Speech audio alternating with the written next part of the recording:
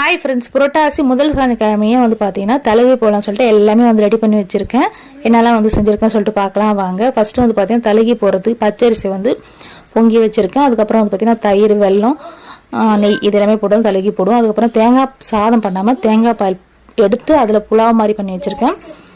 சக்கரை பொங்கல், தயிர் சாதம், லெமன் சாதம், அப்புறம் பார்த்தீங்கன்னா வெள்ளை சாதமும் வடித்து வச்சுருக்கேன். புளி சாதம் பண்ணியிருக்கேன். மெதுவடை, தயிர் வடையும் பண்ணுவாங்க. நான் மெதுவடை தான் இந்த வாட்டி பண்ணியிருக்கேன். எப்போவுமே தயிர் வடை பண்ணுவேன். அதுக்கப்புறம் பார்த்தீங்கன்னா உருளைக்கிழங்கு மசாலா, வெண்டைக்காய் வறுவல், பருப்பு ரசம், பைத்தம்பருப்பு பாயாசம். இந்த பாயாசம் பார்த்தீங்கன்னா சிம்பிளாக தான் இருக்கும், ஆனால் சூப்பர் டேஸ்ட்டாக இருக்கும். கண்டிப்பாக நீங்களும் ட்ரை பண்ணுங்கள். ரெசிபி வேணா எனக்கு கமெண்ட் பண்ணுங்கள். அதுக்கப்புறம் அதுல முள்ளங்கி, கத்திரிக்காய், முருங்காய், கேரட், பீன்ஸ் எல்லாமே போட்டு சாம்பார் எல்லாமே ரெடி பண்ணியாச்சு. சாமிக்கு பார்த்தீங்கன்னா சூப்பராக படையல் போட்டாச்சு. Okay friends, by.